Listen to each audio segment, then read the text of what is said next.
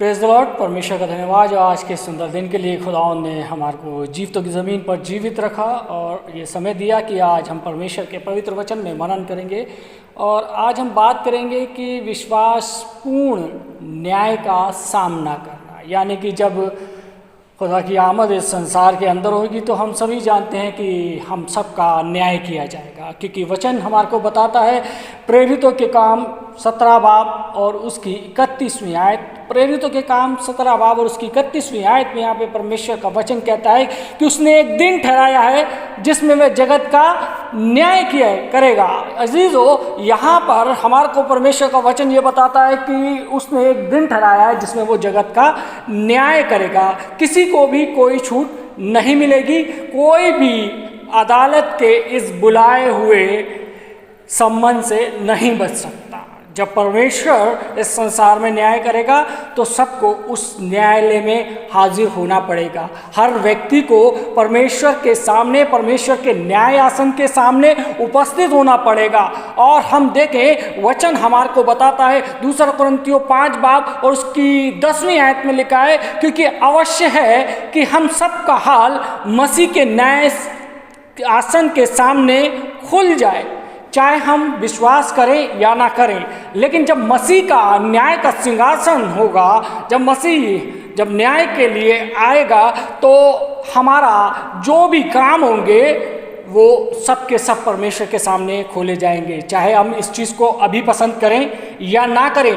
परमेश्वर के यहाँ कोई भी पक्षपात नहीं होगा। हम संसारिक अदालतों में देखते हैं कि गवाह बदल जाते हैं, झूठ बोल दिया जाता है, लेकिन परमेश्वर की अदालत के अंदर ना तो गवाह बदले जाएंगे ना ही सबूत बदले जाएंगे, लेकिन परमेश्वर की अदालत के अंदर संपूर्ण और पूर्ण न्याय किया जाएगा।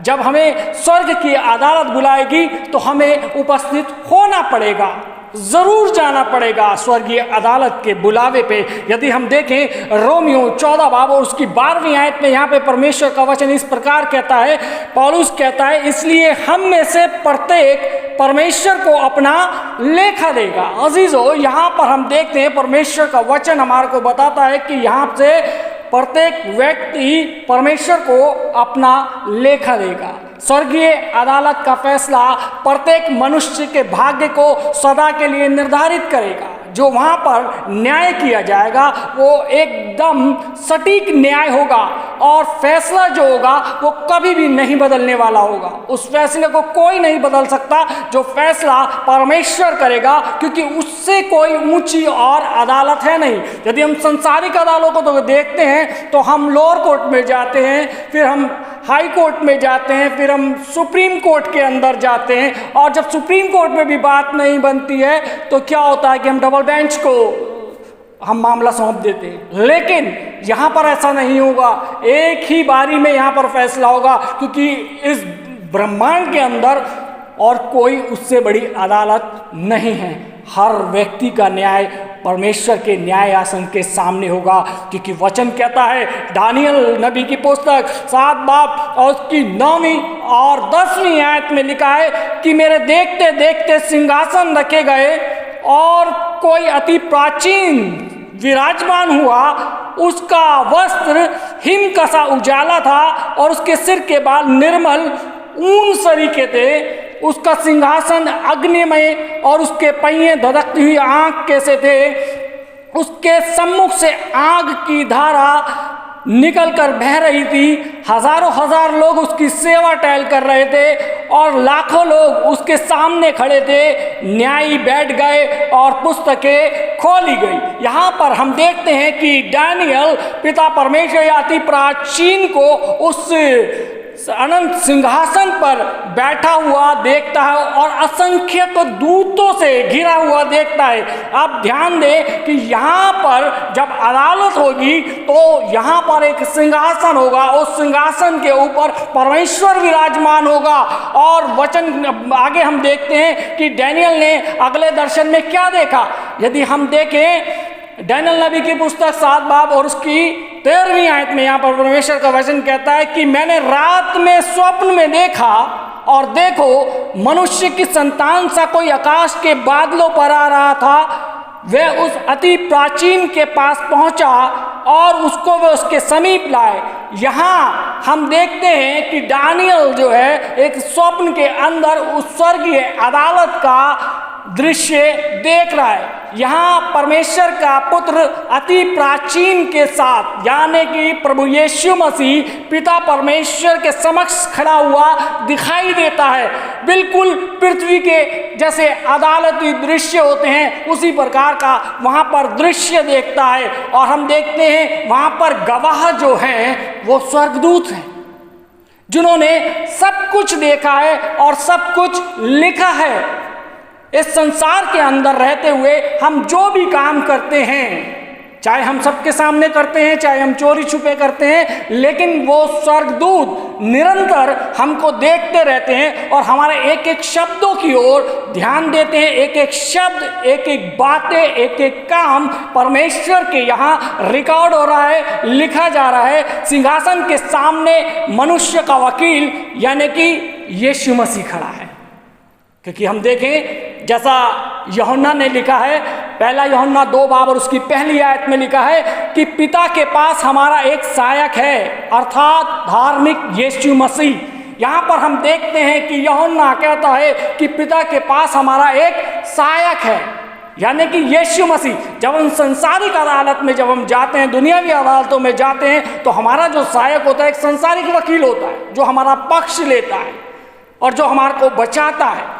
और यहाँ पर हम देखते हैं कि यहाँ पर यूहन्ना कहता है कि हमारा पिता के पास हमारा एक सहायक है, अर्थात धार्मिक यीशु मसीह। और उसके बाद फिर हम चलते हैं दानियल की पुस्तक 7 बाब और उसकी 10वीं आयत पे हम मनन करते हैं। यहाँ पर लिखा है कि न्यायी बैठ गए और पुस्तकें खोली गई। अजीजों, अब देखिए अदालत जो है, जो स्वर्गीय अदालत है, वो चालू हो चुकी है। न्यायी बैठ गए हैं, अदालत चालू हो गई है। इन पुस्तकों की जांच होती है, उनके जीवन का लेखा है जो हमने कर्म किए हैं, जो हमने संसार में रहते हुए बातें की हैं, जो हमने शब्द बोले हैं, जो हमने इस संसार में कुछ भी किया है, वो सारा का सारा रिकॉर्ड एक पुस्तक में होगा, उन पुस्तकों में होगा। क्योंकि सबोपदेशक 12 बाब और उसकी 14वीं आयत के अंदर यदि हम मनन करें तो यहाँ पर लिखा है क्योंकि परमेश्वर सब कामों और सब गुप्त बातों का चाहे वे भली हो या बुरी न्याय करेगा। यहाँ पर हम देखते हैं वचन कहता है क्योंकि परमेश्वर सब गुप्त बातों का, चाहे वो भली हो चाहे वो बुरी हो, सब चीज़ों का न्याय किया जाएगा। अच्छी बात करी है तो हमारे फेवर में होगा, यदि हमने कुछ बुरी बात की है तो वो भी रिकॉर्ड हो रहा है, उसके लिए भी हमारे को दंड मिलेगा। क्योंकि वचन कहता है मलाकी नबी 3 बाब और उसकी 16वीं आयत में वचन कहता है तब यहोवा का भय मानने वालों ने आपस में बात की और यहोवा ध्यानपूर्वक उनकी सुनता था। जो यहोवा का भय मानते और उसके नाम का सम्मान करते थे, उनके शरण के निमित्त उनके सामने एक पुस्तक लिखी जाती थी। देखिए परमेश्वर हर समय हमारा ध्यान रखता है, जैसे एक पिता अपने बच्चों का ध्यान रखता है, जैसे एक माता अपने बच्चों का ध्यान रखती है, वैसे ही पिता परमेश्वर भी हमारा हर समय ध्यान रखता है। जब हमारे हृदय उसकी ओर होते हैं, दूसरों को उत्साहित करने वाला हमारा प्रत्येक शब्द और दया का कार्य परमेश्वर लिख देता है। दूसरों को उत्साहित करने वाला, आज हम जो भी काम करते हैं अपने धर्म और कर्म के, वो सारे के सारे काम जो हैं वो उस पुस्तक में लिखे जा रहे हैं। क्योंकि दाऊद कहता है भजन संहिता 56 बाब और उसकी 8वीं आयत में कहता है कि तू मेरे आंसुओं को अपनी कुप्पी में रख ले, क्या उनकी चर्चा तेरी पुस्तक में नहीं है। यहाँ पर परमेश्वर आपके जीवन के सर्वाधिक गहरे दुखों को भी जानता है। परमेश्वर जानता है किस चीज़ को लेकर आप दुखी है, आपके मन में क्या शंका है, क्या परेशानी चल रही है, क्या संसारिक बोझ को लेकर आप इस संसार के अंदर चल रहे हैं। वास्तव में परमेश्वर हमारे बारे में सब कुछ जानता है। क्योंकि दाऊद ने भी लिखा है भजन संहिता 139 उसकी 1, 3 और 16 आयत में हम मनन करेंगे तो लिखा है हे यहोवा तूने मुझको जांच कर जान लिया है। दाऊद कहता है यहोवा तूने मुझको जांच कर जान लिया, यानी कि परमेश्वर हमारे जीवनों में निरंतर हमको जांचता रहता है, निरंतर हमको परमेश्वर परखता है। कहता है तीसरी आयत में, कहता है तू मेरी पूरी चाल चलन का भेद जानता है और मेरे सब अंग जो दिन ब दिन बनते जाते थे वे रचे जाने से पहले ही तेरी पुस्तक में लिखे हुए थे। यानी कि हर एक चीज, हर एक को सर्वाधिक बहुमूल्य उपहार जीवन जो परमेश्वर ने दिया है, हमारे जीवन के लिए ये बहुमूल्य एक उपहार है जिसे परमेश्वर ने दिया है और इसका लेखा हमें देना पड़ेगा। क्योंकि सुलेमान कहता है, सबोपदेश की पुस्तक 11 बाब और उसकी 9वीं आयत में परमेश्वर का वचन कहता है कि हे युवक अपने लड़कपन में आनंद कर और अपने जवानी के दिनों में मगन रहे और अपनी मनमानी कर और अपनी आंखों की अभिलाषा के अनुसार चल, परंतु ये जान ले कि इन सब बातों के विषय में परमेश्वर तेरा न्याय करेगा। यहाँ पर हम देखते हैं सब उपदेशक में सुलेमान कहता है, युवकों को सलाह दे रहा है, युवकों को चेतावनी दे रहा है, उनको एक अच्छे तरीके से, एक अच्छी रीति से परमेश्वरीय मार्ग पर चलने के लिए वो कहता है युवक अपने लड़कपन में आनंद कर और अपनी जवानी के दिनों में मगन रहे, अपनी मनमानी कर और अपनी आंखों की अभिलाषा के अनुसार चल, परंतु ये जान ले कि उन सब बातों के विषय में परमेश्वर तेरा न्याय करेगा। यानी कि आज आप अपने युवा स्थिति में आप जिन कार्यों को आनंद सोच रहे हैं वो सोचिए, क्या सच में वो आनंद करने वाली चीजें हैं? क्या सच में परमेश्वर उन आनंद करने वाली चीज़ों का जिस संसार में रहते हुए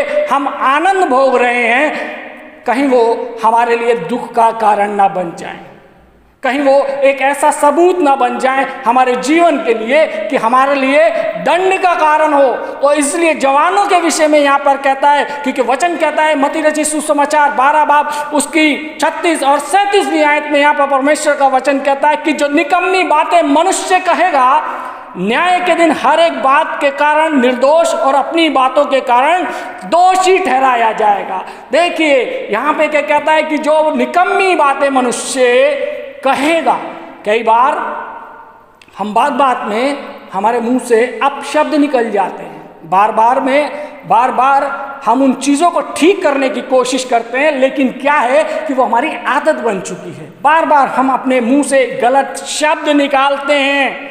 हर एक शब्द का न्याय होगा, चाहे वो छोटा हो, चाहे वो बड़ा हो, चाहे वो बुजुर्ग हो, हर व्यक्ति का न्याय होगा, एक एक शब्द का न्याय होगा। क्योंकि कहता है औसतन, यदि हम देखें औसतन एक व्यक्ति सप्ताह में यानी कि एक हफ्ते में इतने शब्द बोलता है कि 320 पृष्ठ की यानी 320 पेज की एक पुस्तक भर सकती है। अब देखिए एक नॉर्मली आदमी 320 पृष्ठ की पुस्तक को भर सकता है अपने शब्दों के द्वारा।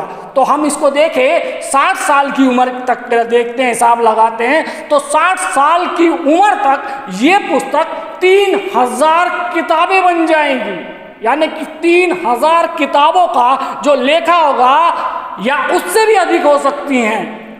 न्याय के सामने, न्याय के समय अपनी इन पुस्तकों के विषय में परमेश्वर के पास आपको कहने के लिए क्या होगा? सोचिए, एक बहुत बड़ी, बहुत सारी पुस्तकें हैं, एक एवरेज निकाली गई है, वो 3000 पुस्तकें, लगभग 60 साल की उम्र तक आदमी इतने शब्द बोलता है कि 3000 पुस्तकें भर जाएंगी।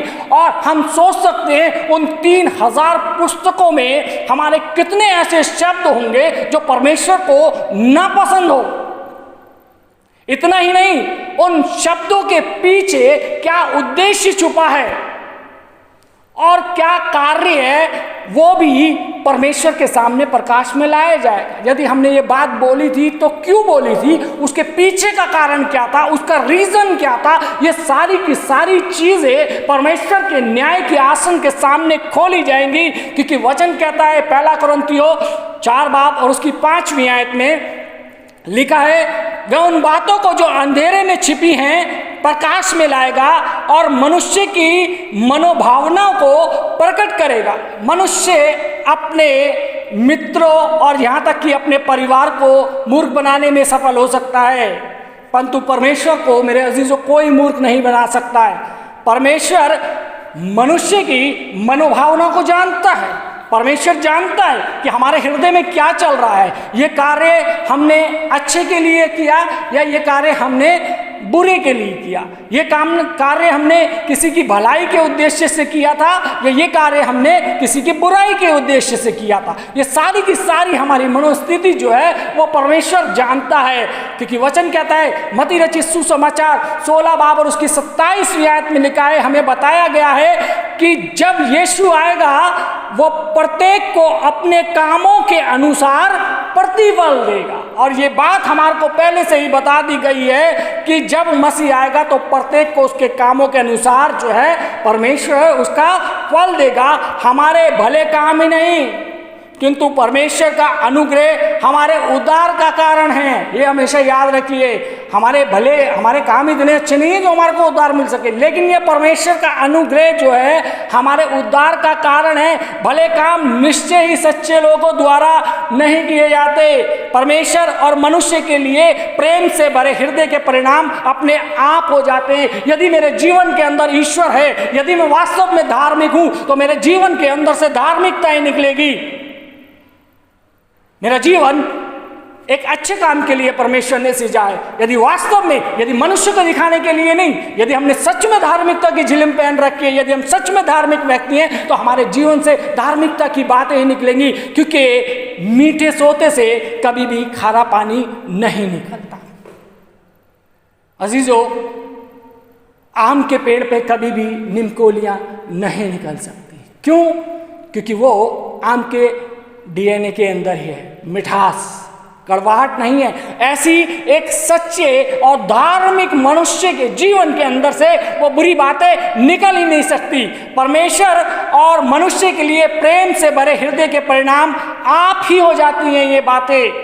यीशु मसीह के साथ प्रेम संबंध ही उनके भक्तों को भले कार्य करने के लिए प्रेरित करता है। यदि हमारा संबंध प्रभु यीशु मसीह के साथ है तो हम प्रभु यीशु मसीह के बताए हुए उन भले कार्यों को अपने दैनिक जीवन के अंदर करेंगे। यदि हमारा संबंध प्रभु यीशु मसीह के साथ नहीं है तो हमारे जीवन में प्रभु यीशु मसीह के उन भले कार्यों को करने की क्षमता भी नहीं होगी। क्यों?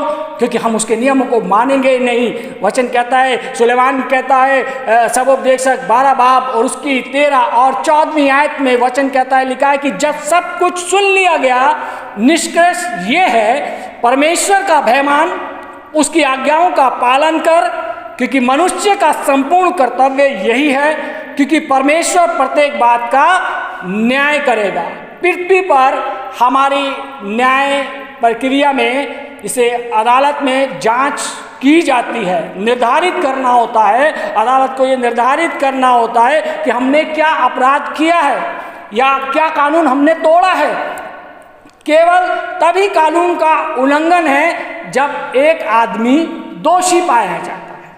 जब तक वो दोषी नहीं पाया जाता तो वो एक्यूज ही कहा जाता है, शक के दायरे में रहता है। लेकिन जब वो उस कानून का उल्लंघन करता है तो क्या होता है कि वो अपराधी ठहरता है। परमेश्वर के न्याय में एक कानून या एक, जिसे बोल सकते हैं कि एक मापदंड है, और याकूब स्पष्ट करता है कि कौन सा कानून ऊपर लगाया जाएगा। यदि हम देखें याकूब की पत्री 2 बाब और उसकी 12वीं आयत में लिखा है कि तुम लोगों की भांति बोलो और काम करो जिनका न्याय स्वतंत्रता की व्यवस्था के अनुसार होगा।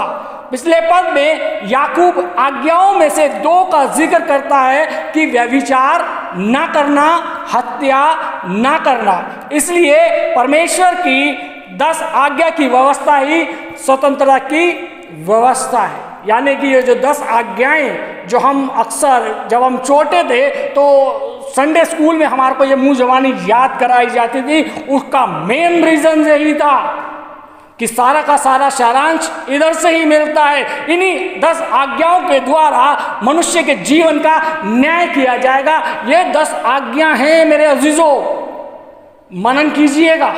घर पे बैठ के इनको देखिएगा, बहुत अच्छे से समझिएगा, क्योंकि परमेश्वर ने कोई भी बात मनुष्य को ऐसे ही नहीं कही है, उसके पीछे एक रीजन है। और ये जो 10 आज्ञाएं हैं, इन्हीं के द्वारा मापदंड देखा जाएगा। न्याय केवल ये निश्चित करेगा कि मसीह और शैतान के बीच महान विवाद में हम किस ओर हैं। हम सभी जानते हैं कि संसार के अंदर एक हम ऐसे द्वंद्व युद्ध में फंसे हैं जो ईश्वर और शैतानी शक्तियों के बीच है। और इस बात का निर्णय तभी होगा जब हम न्याय आसन के सामने होंगे और परमेश्वर देखेगा कि हम किस ओर चले। क्या हमारे दिलों में उसके और उसकी इच्छा के प्रति जो 10 आज्ञाओं में व्यक्त की गई है असीम प्रेम है या नहीं है, या सिर्फ हमने संडे स्कूल में याद कर ली, या हमने अपनी दीवारों पे, घर की दीवारों पे लगा दी, या हम उसको फॉलो नहीं कर रहे हैं। ये निर्भर करेगा मेरे और आपके न्याय के समय, क्योंकि मत्ती 7 बाब और उसकी 21वीं आयत में परमेश्वर का वचन कहता है, यीशु ने कहा, प्रत्येक जो मुझसे हे प्रभु कहता है स्वर्ग के राज्य में प्रवेश ना करेगा, परंतु वही जो मेरे स्वर्गीय पिता की इच्छा पर चलता है। यहाँ पर स्पष्ट प्रभु यीशु मसीह ने बता दिया है कि जो हे प्रभु करता है वो मेरे राज्य में, स्वर्ग के राज्य में प्रवेश नहीं करेगा, केवल वही जो मेरे पिता की इच्छा पर चलता है। पहला पतरस 4 बाब और उसकी 27वीं आयत में पौलुस ने कहा, क्योंकि वे समय आप पहुंचा है कि पहले परमेश्वर के लोगों का न्याय किया जाए। कहता है क्योंकि वे समय आ पहुंचा है कि पहले परमेश्वर के लोगों का न्याय किया जाएगा। मेरे अजीजों, सबसे पहले जो न्याय होगा वो पास्टर और प्रचारकों का होगा। जानते हैं क्यों? क्योंकि परमेश्वर उसी न्याय प्रक्रिया के अनुसार न्याय करेगा जिस प्रकार से कोर्ट में होती है। ये एक सच्चाई है। वो पूछेगा, पास्टर से पूछेगा कि ये व्यक्ति चर्च नहीं आता था, आपने क्या किया? आपने इसको समझाया? कितनी बार समझाया? कितनी बार बोला? इसको प्रार्थना करने के लिए कितनी बार बोला? इसको होली कम्युनियन लेने के लिए कितनी बार उसको बुलाया? कितनी बार बोला? कितनी बार समझाया? तो सबसे पहला न्याय पास्टर्स का होगा। क्योंकि यदि हम देखें प्रकाशित वाक्य 3 बाब और उसकी 5वीं आयत में लिखा है कि जो जय पाए उसे इस प्रकार के श्वेत वस्त्र पहनाए जाएंगे और मैं उसका नाम जीवन की पुस्तक में से किसी रीति से ना काटूंगा, पर उसके नाम अपने पिता और उसके स्वर्गदूत के सामने मान लूंगा। यह कहता है कि जो जय पाए, अजीजों, हमने जय पानी है प्रभु यीशु मसीह के लहू के अंदर। हमने जय पाए हुए लोग बनना है, हमने बताए हुए परमेश्वर के नियम पे चलना है। और कहता है कि उसका नाम जीवन की पुस्तक में से ना काटा जाएगा जो जय पाए हुए लोग होंगे। यदि हम देखें यशायाह नबी की पुस्तक 64 बाब और उसकी 6ठी आयत में यहाँ पर परमेश्वर का वचन कहता है, हम तो सबके सब अशुद्ध मनुष्य से हैं और हमारे धर्म के काम सबके सब मैले चितड़ों के समान हैं। अजीजों, हम सबके सब अशुद्ध मनुष्य के समान हैं, क्योंकि हमारे दैनिक जीवन के अंदर इतनी अशुद्धताएं पाई जाती हैं। दैनिक जीवन के अंदर हम इतने पाप कर जाते हैं कि हमें मालूम ही नहीं होता। हम अनजाने के अंदर वो पाप कर जाते हैं। क्यों कर जाते हैं? क्योंकि वो हमारी हैबिट बन चुकी है, हमें पता ही नहीं चलता। अक्सर कई लोगों की आदत होती है, बात करते करते गाली दे देते, उन्हें पता ही नहीं होता। क्यों? क्योंकि उनकी हैबिट बन गई है, उनकी आदत बन गई है। क्योंकि वचन कहता है प्रकाशित वाक्य 22 बाब और उसकी 11 और 12वीं आयत में लिखा है, जो न्याय करता है वह अन्याय करता है वो अन्याय ही करता रहे, जो पवित्र है वो पवित्र बना रहे। और देखो, मैं शीघ्र आने वाला हूँ और हर एक के कामों के अनुसार बदला देने के लिए प्रतिफल मेरे पास है। हाँ अजीजों, ये एक सच्चाई है कि परमेश्वर आने वाला है, उसके पास हर एक व्यक्ति के लिए प्रतिफल है। यदि अजीजों हम दोषी हुए तो हमारा नाम उस जीवन की पुस्तक में से काट दिया जाएगा। यदि हम जय पाए हुए तो हमारा नाम उस पुस्तक के, उस जीवन की पुस्तक के अंदर लिखा होगा। ये चुनाव आज मेरे और आपको करना है कि हमने जय पाए हुए लोग बनना है या फिर ऐसे लोग बनना है जो कि न्याय आसन के सामने शर्मिंदा होंगे। अजीजों, आमद प्रभु यीशु मसीह की बहुत नज़दीक है। अजीज़ों, खुदा का आना इस संसार में बहुत नज़दीक है। तमाम वो प्रोफेसी, तमाम वो भविष्यवाणियाँ अब इस संसार के अंदर पूर्ण होती जा रही हैं जो प्रभु यीशु मसीह के आमद के समय होगा। मेरे अजीज़ों, आज भी समय है, अपने आप को बदल लीजिए, अपने आप को सोचिए, गौर कीजिए, मनन कीजिए। परमेश्वर आप सबको आशीष दे। आइए हम प्रार्थना करें। महान सामर्थ्य पिता परमेश्वर, धन्यवाद देते हैं प्रभु जी आज के सुंदर वचन के लिए खुदावन, जिसमें खुदावन प्रभु जी हमने सीखा कि खुदावन प्रभु जी कि जब तेरी न्याय होगा तो प्रभु जी हम तेरे न्याय आसन के सामने खड़े होंगे। ओ खुदावन, तो हमारे गुनाहों को खुदावन तू माफ़ करके परमेश्वर प्रभु जी हमें पवित्रता की ओर लेके चल, कि हम तेरी पवित्रता में आगे बढ़ते चले जाए। परमेश्वर, हमारे जीवनों से ऐसा कोई भी गुनाह अपराध पाप ना हो जो खुदावन तुझे नापसंद हो। परमेश्वर, हमारे को खुदावन तू पवित्र बना परमेश्वर, कि हम इस संसार में रहते हुए इस संसार में अपने आप को नैतिक प्रदूषण में प्रदूषित ना करें, बल्कि प्रभु जी हम पवित्र आत्मा की सामर्थ से भर कर खुदावन प्रभु यीशु मसीह तेरे नाम, काम और जलाल के लिए इस्तेमाल हो सके। परमेश्वर, हम सबों के जीवनों को खुदावन तू आशीष में कर। यही दुआ मांगते हैं बड़े विश्वास ईमान के साथ अपने मुक्तिदाता खुदावन यीशु मसीह के नाम से, आमीन।